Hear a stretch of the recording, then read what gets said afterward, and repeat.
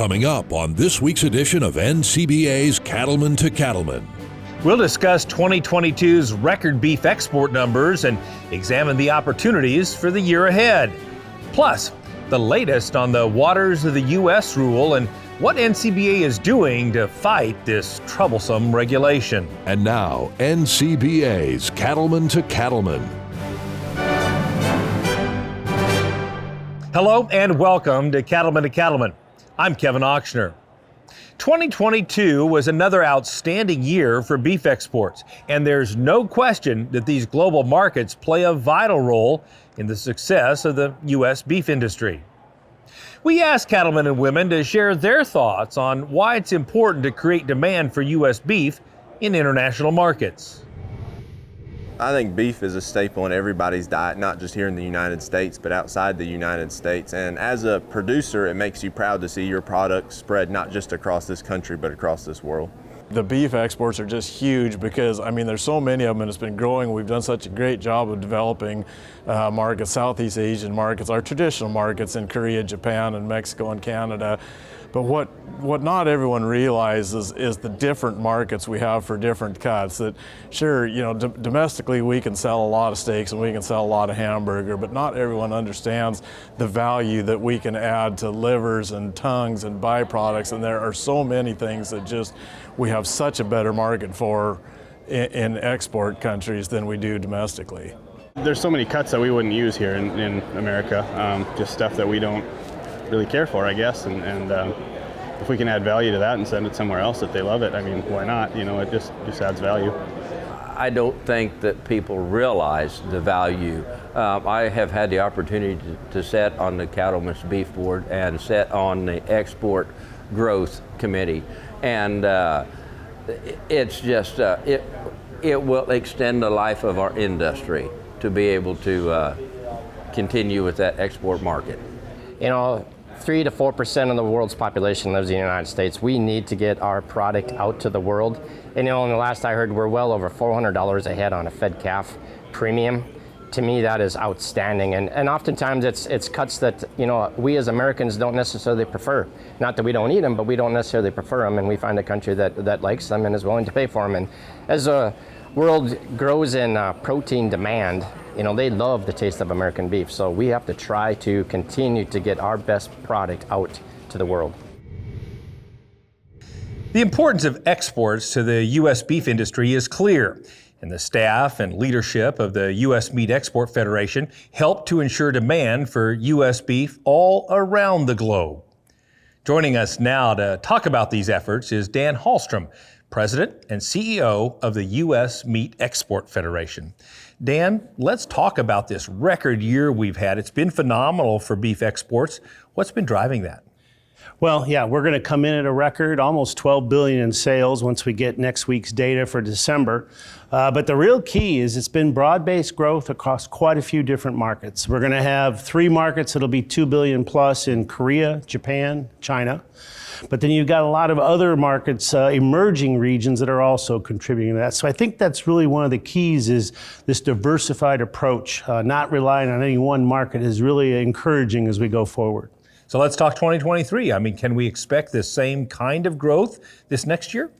Well, I didn't think we'd have it this year, to be quite honest. A lot of headwinds, and but demand. Honestly, I've been in this business quite a few years. Demand is as strong as I've seen it.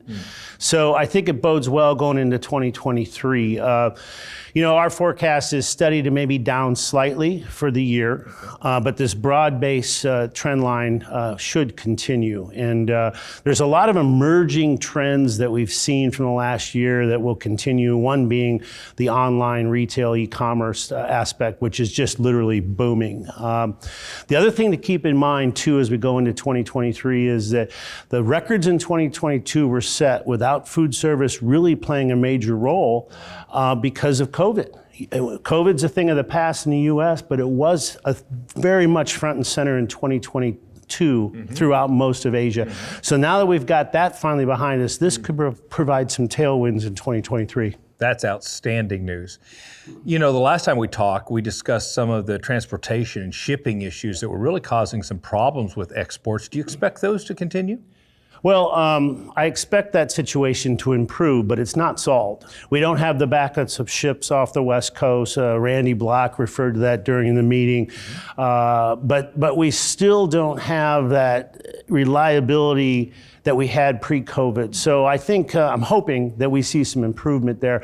Granted, it's much better than it was, but it's still not ideal. You mentioned three $2 billion markets, but you also mentioned the importance of diversification. What are some of the other markets that you think offer some real growth potential for the U.S. beef? Well, we're already seeing it in some of these markets. You take a market like Colombia. Colombia wasn't even on the radar, 5-6 years ago. We're going to be $70-80 million market in 2022. You've got Indonesia emerging. You've got the Philippines, Vietnam, places like Chile. We actually opened an office in Chile last year because it's becoming such a mainstay. And then, of course, I mention this every time, but the African market, Egypt, Morocco, Angola, Nigeria, these are some of the markets of the future. So you kind of add it all together, there's a lot going on, and most of it's pretty positive. Tell our viewers just a little bit about some of the strategies you and your staff employ to drive beef demand in these markets. Well, the main thing we do is education, telling the story, telling the U.S. production agriculture beef story, but telling it the right way.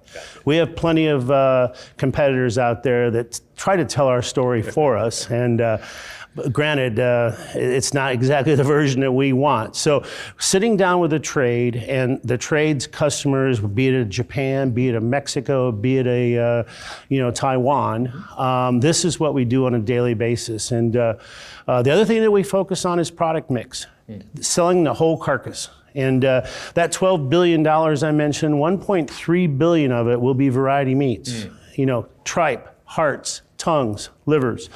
Which is the center of the plate item for a lot of these countries. So selling the whole carcass is another message we focus on every day. So no doubt carcass utilization is one key element of this growth in demand. Another one, I'm always intrigued by the tasting demonstrations that you all do to give people an opportunity to experience the quality difference of U.S. beef. Tell us about that. Well, exactly. I mean, most of our competition around the world, we're not comparing apples to apples in terms of quality. So we can tell them about it, and we do. We walk them through it. But really, what seals the deal is getting that beef into their mouth so they can taste it for themselves. Because, I make this comparison a lot that one of our largest competitors globally is Indian buffalo meat. And, it's pretty easy to tell the difference when you taste U.S. beef. That tells the whole story right there. Well, thank you very much, Dan, for those insights and more importantly, for all you do for the U.S. beef industry. We appreciate that. Well, thank you very much. It's my pleasure.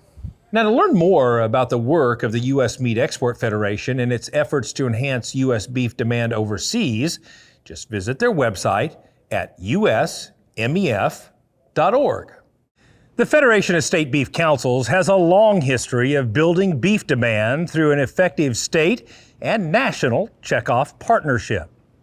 We're pleased to have with us today Clark Price, who was recently elected as chair of the Federation for NCBA. Clark, before we begin, just tell viewers a little bit about yourself and your background in the cattle business. Well, I grew up in central North Dakota, north of Mandan, North Dakota, I guess, along with my dad and 2 uncles and 6 cousins, I guess, that were on the ranch. And that was predominantly cow-calf, but we did feed our own cattle and we finished them. But since then, now it's myself, my son, my wife, and we're cow-calf operation along with the feeding operation where we typically background some calves. Outstanding. Tell us a little bit about the Federation of State Beef Councils and its work. Well, the Federation of State Beef Councils, is a avenue where all the states can come together, pool their dollars. I mean, when you go up and down the middle of the country where all the cattle are, that's the beef belt. Right. We can collaborate our dollars and we can get those to use to where the consumers are actually at. Yes. Well, and I wanted to ask that question. So clearly, there's an incredible partnership that occurs between the Federation of State Beef Councils and the individual state beef councils. Maybe highlight some of the unique partnerships you've done over the years that have really helped to drive beef demand.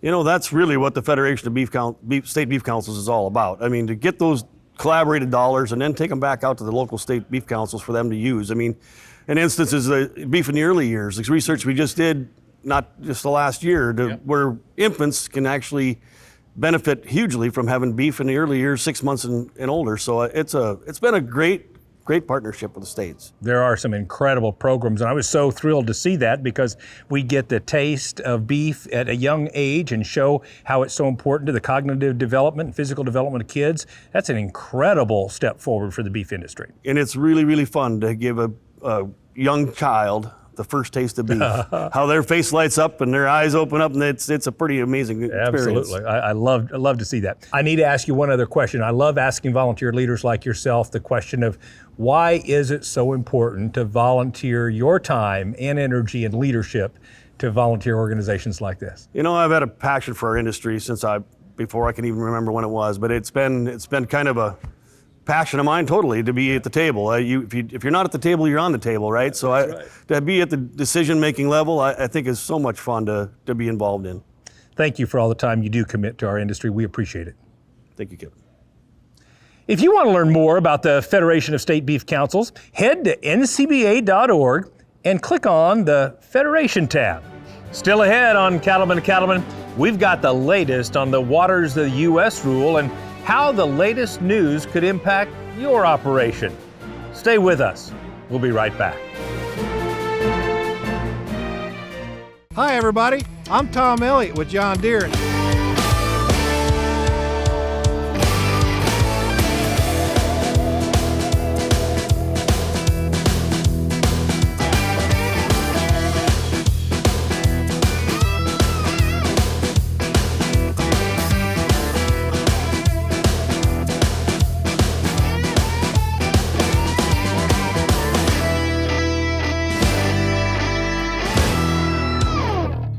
Join the National Cattlemen's Beef Association. NCBA is the oldest cattle industry organization, working every day to defend your interests in Washington, D.C. And there are big benefits to being a member. You'll get news you can use in the National Cattlemen and policy updates from Beltway Beef, plus big discounts from John Deere, Cabela's, and more great partners.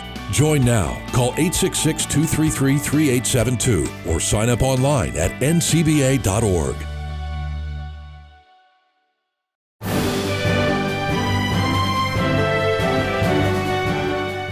Once again, the Waters of the United States, or WOTUS rule, is causing headaches for the cattle industry.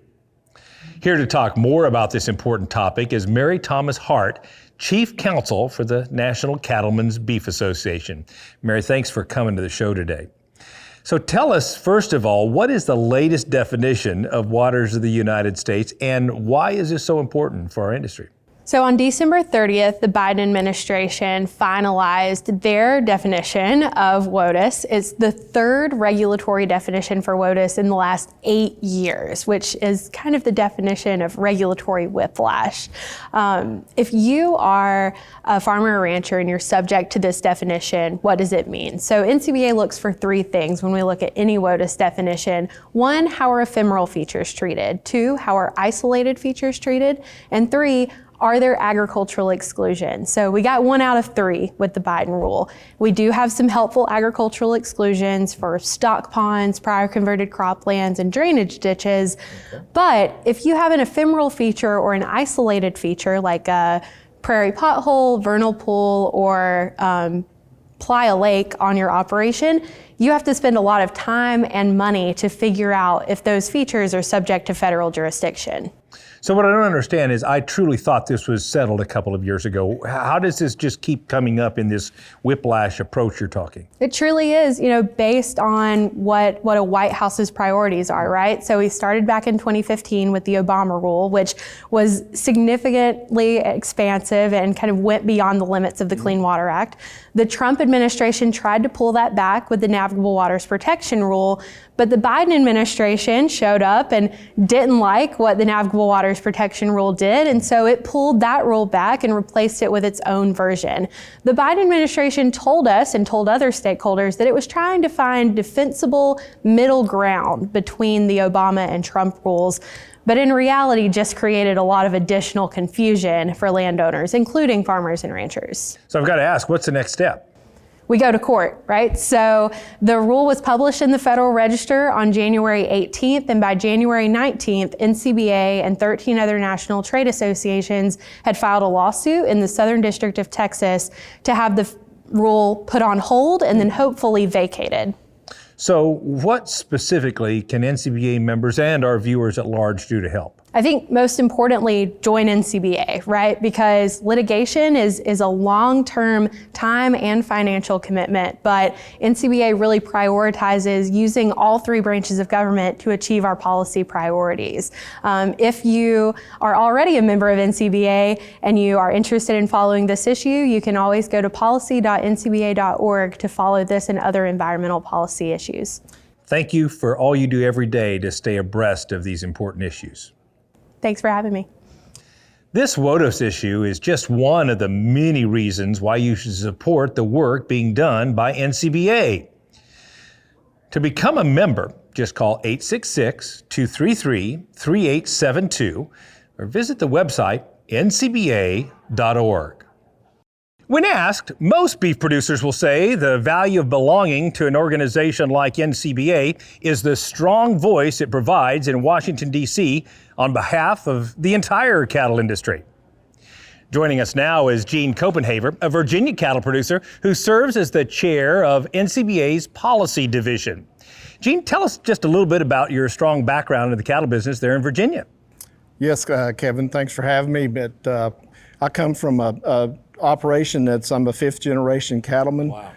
Presently, we're all stocker operation, have been for the last 5 years. Before that, we were cow-calf stocker, general livestock. Mm-hmm. I have a son that's full-time on the operation, and I have an uncle that's involved in the operation also. Truly a family business and 5 generations long. That's very, very impressive. Yes. So you've obviously been involved in the policymaking process at NCBA. Tell us a little bit about how policy is actually developed in this grassroots organization. Is definitely grassroots. It starts at the local level, which is county cattlemen groups, up to the state level through our state cattle associations, and then it comes to our committee twice a year. We have the convention, which we just had, and then we have a midsummer conference where it's more of a business conference in the midsummer. Mm-hmm. But it comes up through those. The resolutions are presented to our committees, and our committee chairs and vice chairs, they take on the task of trying to get a consensus and eventually vote on what resolutions go on to our officer team, which serves as a roadmap for us, and to our leadership in DC, that we have the best team in DC that the ag people have anywhere. So we're very fortunate, but everything is vetted very well. I mean, everybody talks about the 6-hour meeting we had in the marketing committee 3 years ago, but it is vetted, and sometimes it's vetted before it gets there. So, but vetted and voted on, right? Vetted and voted on. Yeah. And so it's there, and it's definitely grassroots. Well, thank you for that explanation. Now, as we talk about the priorities for the coming year, what do you anticipate being some of the key priorities that you will champion over the next year? The one big thing right now, there's 2 or 3 big things, but prepare for animal disease. We're not prepared as we should be. Mm-hmm. The vaccine bank, we need to get more money in it. Traceability, maybe we need to up our game there. Mm-hmm. We need to defend against government overreach, and we're doing that with WOTUS. We filed a suit against EPA. We have a lot of suitors with us in our industry and other industries. So we need to develop that and slow this administration down, so we can look, and hopefully the Supreme Court case Sackett versus USA is decided here in the next 2 months to slow them down some. Yeah, full plate of activities. One last question: why is having such a strong membership base so critically important for our effectiveness? I could say the more the merrier, but I would say the more people that are concerned about our industry, that make this industry as a living, need to be there at the table. I think it's a famous saying in NCBA: if you're not at the table, you're on the menu. And right. I think we have to be there. Okay. And it's whether it's the sector, cow-calf sector, the stocker sector, the feeder sector, we all have to be there. We have to continue the profitability of this great industry for everyone. And to do that, we have to fight for it. Thank you, Gene, for your time. Thanks, Kevin. You can support the work being done for the beef industry by joining Gene as a member of NCBA. It's easy to do. Just call 866-233-3872 or visit the website ncba.org. Still to come on Cattlemen to Cattlemen, we'll discuss what NCBA is doing to help protect ranchers who graze on federal lands. Don't go away. We'll have more right after this.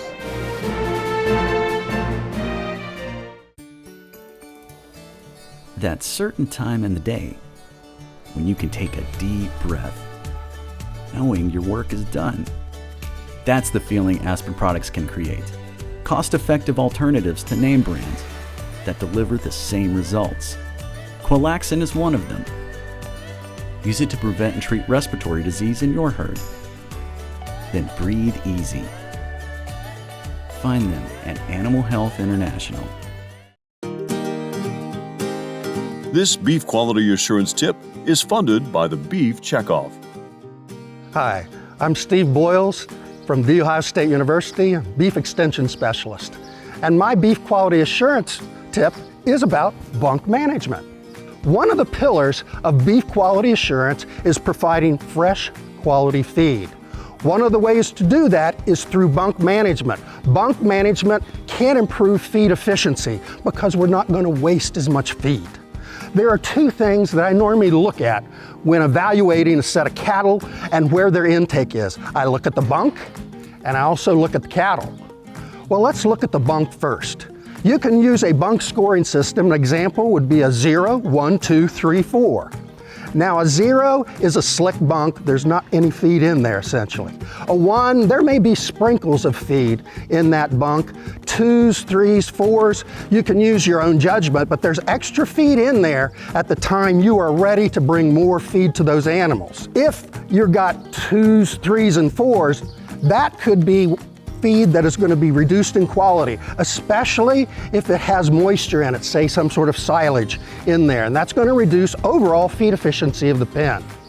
So we're going to come back and evaluate if we need to reduce the feed or increase the feed. Normally, if you're going to increase the feed, increase it about 10%. If you're going to decrease the feed, use your own judgment, probably about 10% the opposite way. Admittedly, weather can alter how cattle eat. If a storm comes through, that's going to affect how much they eat, and you may have to make some judgments momentarily for that. But overall, a feed efficiency can be improved through a bunk scoring system. But there's that other factor. We've looked at the bunk. Let's look at the cattle. My general rule is 25, 50, 25. So when that truck comes through, I want to see about 25% of the cattle coming up there, they are ready to eat. 50%, they could be in the middle of the pen, even back of the pen, but they're going to get up. And they saw the truck come through, they're going to start to make their way to come up there and eat some feed. Finally, that 25% that is maybe standing at the back of pen or laying down, they may not come up to the bunk at all. They've just eaten. So you have a good estimate on how much those cattle are eating. So once again, when you're evaluating how much feed to provide in a pen, look at the bunk, but also look at the cattle. The Beef Quality Assurance Program is funded by the Beef Checkoff.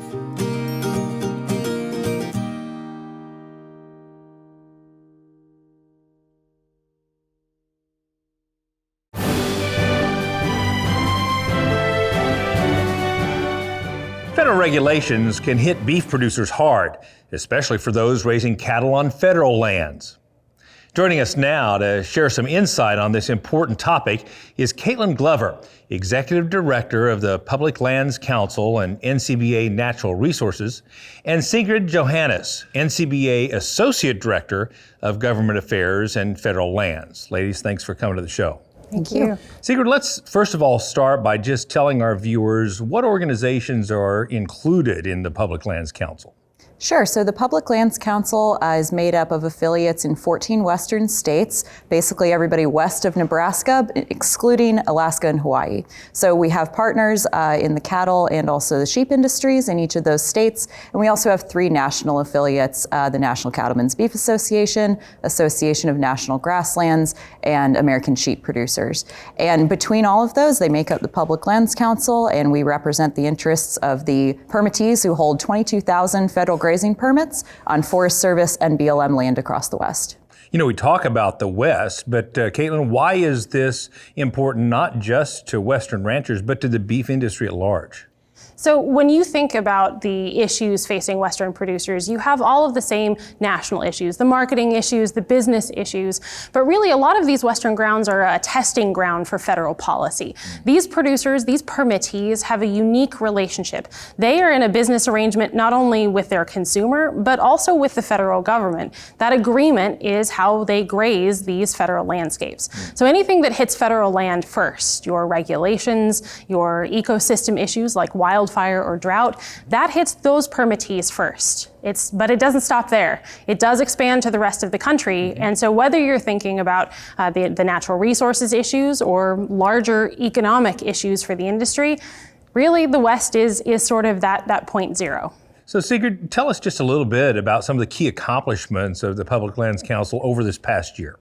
Sure. So we operate in 3 realms, really. There's the regulatory side, the legislative side, and the judicial side in court. And we've had some important wins in this past year in each of those spaces. For example, on the regulatory side, we've made progress on getting our MOUs renewed with the Forest Service and the BLM. That's really crucial because it is offering another level of validity and sort of legitimacy to some of the range monitoring that folks are already doing out on their land. And that data is now going to be accepted as the Forest Service's own range monitoring information. So that's very important. And we've also had some important things like the excess and unauthorized use rule that was revised and put back out by Forest Service as part of their larger handbook revisions. That's a key piece of flexibility for folks who are now not going to be subject to those stringent fees when they're not 100% off by their off date. If they're showing a good faith effort to gather, if they're in the works and in progress towards getting off those allotments, they're going to have a much better relationship and a less burdensome situation there with their local range cons. In the legislative space, a lot of what we do is promoting good ideas, but it's also killing bad ideas. And we've had a lot of that to work with in the past Congress, a lot of bills in the wild horse and burro space, and that's a critical issue for a lot of our permittees. The very severe range degradation that's happening due to those overpopulations of horses and burros. There's been a lot of bills floating around to take away management options and take away tools that we really need to be able to keep that crisis not just under control, but to hopefully make progress towards improving those situations on the range. And then in court, the last thing that I would mention is we got a very important victory in the gray wolf litigation that PLC is involved in alongside NCBA and secured intervener status in that case. So now we're able to actually make our own case for agriculture. We don't have to depend on others like Safari Club or NRA to speak for us. We can speak to those unique burdens that face producers and permittees due to gray wolf depredation and make our own case in court. That is good news. So Caitlin, as you look ahead to 2023, what are some of the top priority issues you'll be focused on this year? So as we stand here in February now of 2023, one of our primary concerns is making sure that Congress, those new members of Congress, but also those returning members, understand the unique segment of American agriculture that permittees face, right? We engage in things like the Farm Bill, but the forestry title of the Farm Bill to make sure that grazing can be used as a hazardous fuels mitigation tool, not just in a one-off circumstance, but as part of that programmatic feature. You know, Sigrid also mentioned that we've been working a lot in the regulatory space. Those federal agency partners are absolutely critical to the day-to-day operations. So as BLM revises their grazing regulations and as Forest Service continues those handbook revisions, we're going to be right there leading the charge in those comments. We also know that there are going to be things like the waters of the United States, likely rulemaking, different ESA rulemakings and other regulatory activities that are going to keep us, our team, and our producers hopping. But probably the thing that is most important throughout the year and provides the greatest continuity year to year is really advocating for the understanding, the public understanding of the value of grazing. Understanding that cattle and other livestock are not just the food we eat and the clothes that we wear, although that's really important. They also provide an ecological service, those ecosystem services for other land users, other land management. Clean air, clean water, access to those public lands, the ability to go recreate, it all begins and can end with the ranch. And so as we look to Congress, as we look to the agencies, continuing to elevate that expertise, that's goal number one. It's a critically important message and one that we need lots of people to hear. Thank you for what you're doing in that effort. Thank you. For more information on how PLC supports cattle producers who hold public lands grazing permits, be sure to visit the website publiclandscouncil.org. The beef industry needs people who are willing to talk to consumers and answer their questions about how beef is produced, from pasture to plate. And joining me now is Tucker Brown, the 2022 Beef Advocate of the Year. Well, Tucker, first of all, I got to say congratulations. Hey, thank you. It's an honor, and it's cool that they're doing this and pushing it. It's something that needs to happen. Well, the Brown family doesn't need a lot of introduction to folks in the beef industry, but for those who may not know Tucker Brown, give us a little bit about your background and your operation. Sure. So I grew up as the 6th generation of the R.A. Brown Ranch, and a family business that plans on keeping the ranch in the family and the family in the ranch. So I grew up there, learned to work, earn, and save, and trying to continue to be progressive to do just that, keep the ranch in the family and the family in the ranch. But you're not just ranching, you're actually posting about it and engaging people with it. So tell us a little bit about the number of followers you have on social media and how did you start this to begin with? Sure, on Instagram it's at about 100,000, on TikTok, the newer platform, it's just over 200,000, and I have a lot of fun of sharing the lifestyle that I love.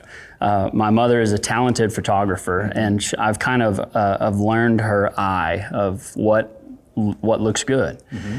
And I think our consumer is more interested now in our lifestyle more than ever. Mm-hmm. And if they want to learn, if they want to ask questions, I want to tell them. Because the cool thing is, all I have to say is the truth. Mm-hmm. We're trying to do what's best, what's safe. If I want it to be safe, because beef's on my plate too. Yeah. And so agriculture has faced an uphill battle on this. And the good thing is that as long as I continue to learn through programs like the NCBA, that all I have to say is the truth. One thing that I've been particularly intrigued with you, Tucker, is that you really do kind of wrap together education and entertainment in some sort of edutainment kind of an approach to your social media. Tell us more about that. Yes, edutainment is the word I like to use. Yeah. If I can entertain folks all the way through the video, and they had not realized they learned something until the end, that's my goal. Yeah. That's my goal. It kind of started in COVID when everybody needed a little bit of entertainment, something to laugh at, and I love that. So the entertainment part, there's a lot of folks that do great beef advocacy, beef facts, but reaching people outside of the ag industry, I have success with the entertainment part. It's been outstanding. What does this national platform provide in terms of opportunities to tell that beef production story? Sure. Well, NCBA has given me a great platform too to do it, but social media can reach so many people, millions of people in a matter of a month. And so that's been the fastest way for me to connect to people who I would never have the opportunity to talk to before. One last question. What guidance or advice do you give others sitting at home who may have already a social media presence or just want to follow your lead in being a better, more effective advocate for our industry? Sure. I think that we have lost, maybe not lost, but we don't have the trust we used to with our consumer. And I'm trying to rebuild that trust between us, be that face where people feel comfortable coming to talk to you. I wouldn't describe most of us as approachable. And I think we want to tell our story, we just have to learn how to do that. So try to build that trust with the consumer and be the face that they don't mind asking you a question. And then knowing the facts really helps along the way. You've done an excellent job, and again, I congratulate you for this accomplishment. Thank you, thank you. Anyone with a genuine interest in promoting the beef industry is encouraged to enroll in the Masters of Beef Advocacy program. There's no cost to participate, and you complete the program completely on your own schedule. Just visit the website mastersofbeefadvocacy.com for all the details. Still ahead on Cattlemen and Cattlemen, we'll introduce you to one of the latest winners of the Environmental Stewardship Award. Stay with us. We'll be right back. Have you taken a hard look at the performance of your cow herd? More producers are turning to the proven genetics offered by Gelbvieh and Balancer females. We like the Balancers just because they're really good mamas, they got good feet and good udders. So the reason that we started using the Balancer genetics is to create the perfect hybrid female. To have that composite hybrid female that lasts a long time, has moderate mature status, and highly fertile. Moderate-framed Gelbvieh and Balancer females stay in your herd longer and offer outstanding performance. Gelbvieh and Balancer females are really known for their fertility, for their longevity, and for the ability to raise heavy weaning calf year after year. Make the smart, sustainable, and profitable choice with Gelbvieh and Balancer females. Find out more at gelbvieh.org.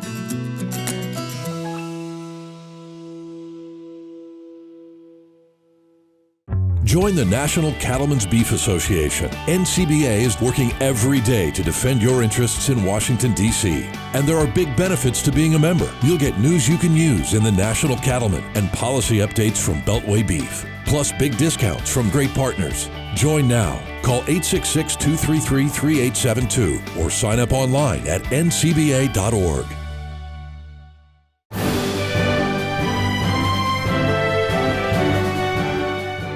The Environmental Stewardship Award program recognizes the nation's best cattle and livestock operations for their outstanding stewardship practices and conservation achievements. The desire to leave the land better than they found it is a common trait among cattle producers, and you can certainly see that in action with these ESAP winners. Let's head to Texas for a look at the winning operation in Region 4.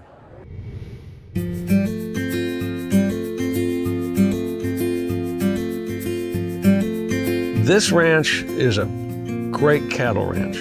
It makes perfect sense to run cattle here. It's not going to be a better golf course. It's not going to be a better shopping center. This is what this land was made for.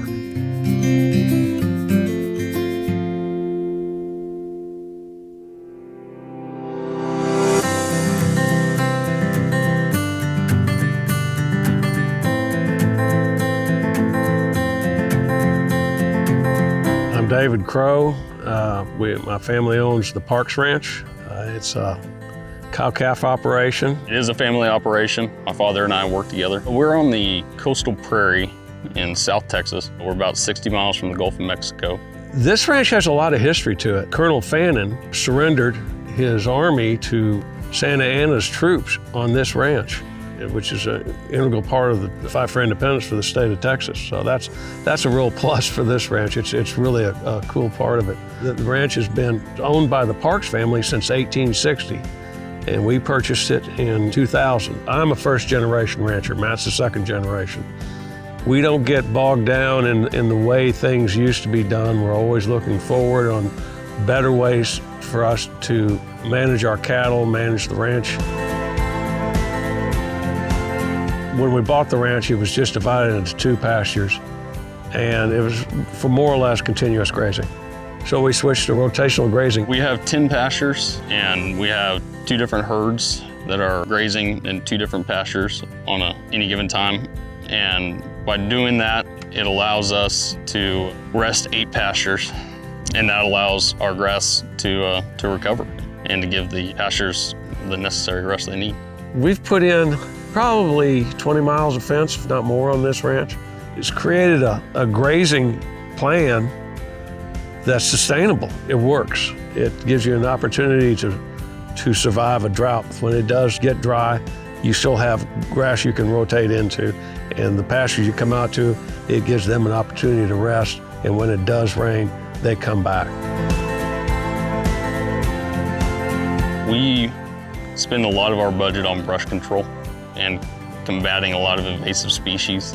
Brush control is very important for us because if we don't stay on top of it, that brush keeps coming back. We use primarily crop dusters. We also do a lot of IPT work, individual plant treatment. It has been very beneficial to us as far as grass growth goes. This is supposed to be open prairie.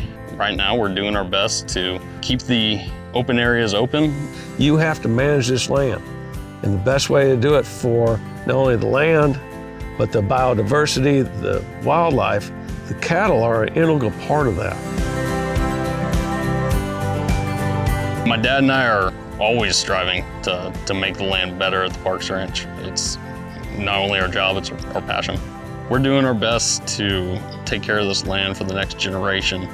If you don't take care of this land, it's not going to take care of you. You've got a partnership with the land. It's not about being a cowboy, it's about being a steward of the land. To be a steward of the land means that you're in it day in and day out, through good times and bad times. I hope the Parks Ranch stays intact as an operating working ranch for generations to come.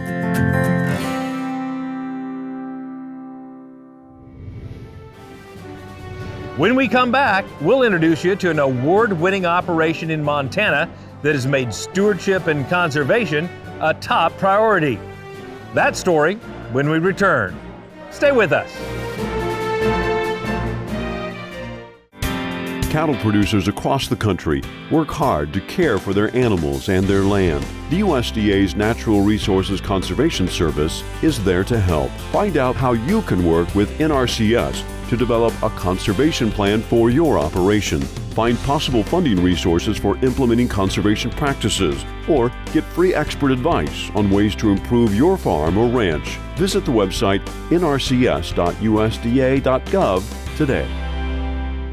If you're connected with the beef cattle business, then you should like the NCBA page on Facebook. The NCBA Facebook page shares photos, news, and valuable information about the beef cattle industry. You can also follow the NCBA Twitter feed at Beef USA. So stay in touch with NCBA on Facebook and Twitter.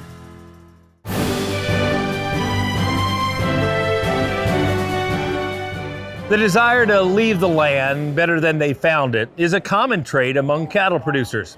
And you can certainly see that in action with the regional winners of the Environmental Stewardship Award.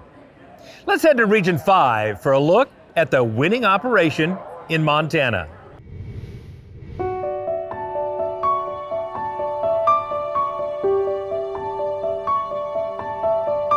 Stewardship to me is plugging into the environment in a seamless way, working with Mother Nature to leave the land better than we started.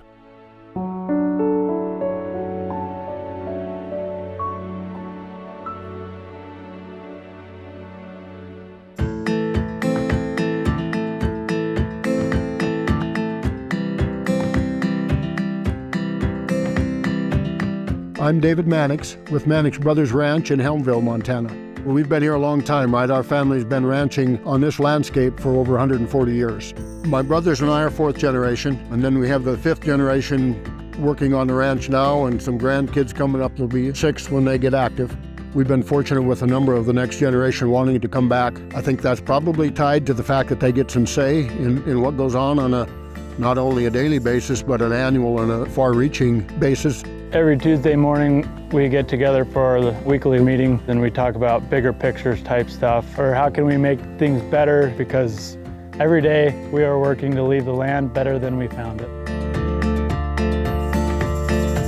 We started a direct-to-consumer beef program in 2008, and we feel that selling direct gives us a chance to connect with customers a little bit. We've always tried to be very open with what we do and why we do it. I think it's to our advantage, but also to the ranching industry's advantage to tell our story and promote what we're doing and share it. It kind of stretches our comfort zone at times, but it's also valuable, necessary step that we should take.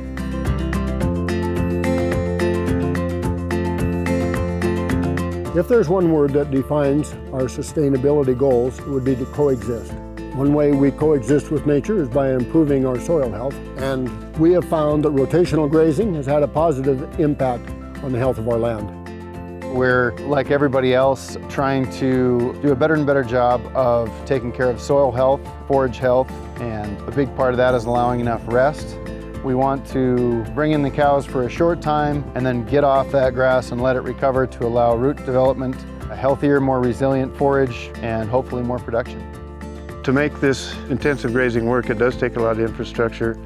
We probably have close to 100 different water tanks on pipelines, and those are sources of water where the cattle can concentrate that are away from the creeks to not impact the water and keep water quality high. We're not just passionate about what's best for us, but what's best for the whole system. It's trying to do right by the land. I think that Grandpa and Great-Grandpa both strongly felt that the goal was always to leave it better than you found it. That was passed on to my dad, my uncles, and to us. That heritage and that commitment and that blood and sweat that went into managing and caring for the land, we don't take it lightly. It is very ingrained in us to do the responsible thing and care for the land. It's really cool to see my nephews and my children engage and get it, and actually fairly quickly surpass my own level of knowledge. So that's rewarding, knowing that, as we pass it on, that it will be taken care of, and I suspect it will be better than it is today. That would be pretty cool.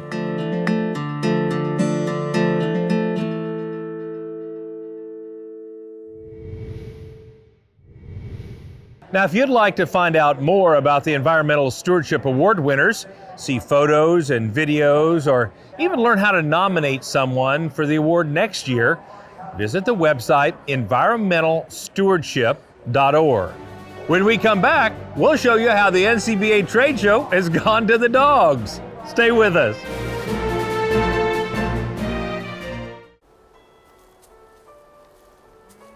Weeds will rob me of my investments. The weeds are not palatable to cows. They will not eat them, or if they do eat them, some of them may be toxic. So there's a return on investment by allowing there to be more grass available to be grazed by the cattle.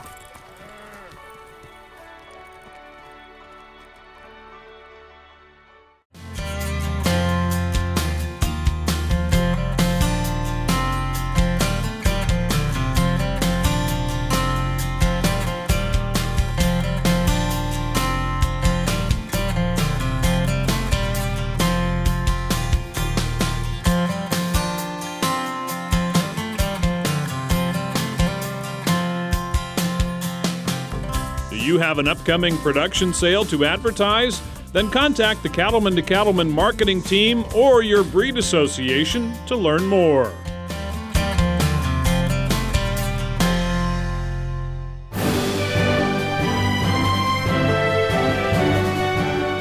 Welcome back. Each year, people travel from all over to visit the Cattle Industry Convention. But this year, in New Orleans, we decided to find out just how far. Let's take a look.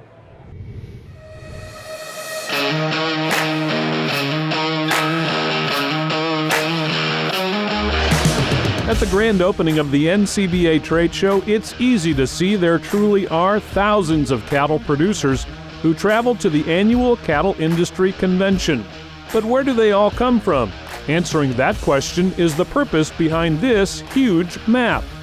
The Tell Us Where You're From map is a great part of the NCBA Cattle Industry Convention. In fact, it is the third most popular place to visit when you're at convention. It's why something that we at Aspen wanted to make sure we were part of, because ranchers are coming from all over the country. But now we know exactly where because they're putting a pin in the map. And we have 48 states represented here. We're just missing Maine and Delaware, so if you know anyone, we'd love to see them in Orlando. A look at the map shows you that people from 48 states, including Alaska and Hawaii, did indeed make the trek to the convention in New Orleans. Beyond the USA, there were quite a few foreign countries represented as well. That's a great thing about the Tell Us Where You're From map is not only do we see where they come from the U.S., but also the global market that we work in the beef industry. It ties us all together, and that's another reason why we love the Tell Us Where You're From map. Aspen chooses to sponsor this because we want to make sure that the producers across the country know Aspen products are there for them, whether it's in their truck, in their shop, and also on the field. We want to make sure the producers know that we support them and what they do for us every single day. Nicole has traveled from her home in Oregon to many cattle industry conventions. For her and for all the cattle producers who attend, the convention is an unbeatable combination of information, education, and fun. Producers look forward to coming to the Cattle Industry Convention every year because they know they're going to go home with a lot of knowledge. Whether it's on the trade show floor, in meetings, during the general sessions, there's something of value to take home. Also, the networking is just up and above. It is just the place to be if you're in the cattle business.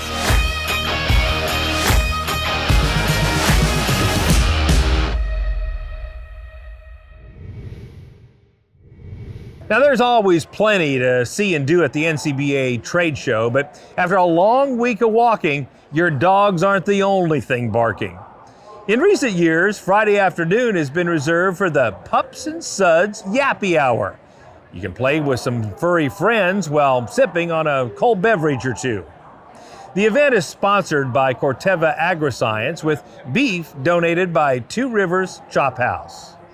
Oh, it brings in a lot of visitor attraction. I think it gives people, walking around and enjoying the trade show something to be excited about, especially the women and the girls. It's a magnet. We are sponsoring Pups and Suds, where we've got some local puppies from a rescue here in New Orleans that are up for adoption, and so we are doing our part to try to help them find permanent homes after they've been with a great foster mom that we met.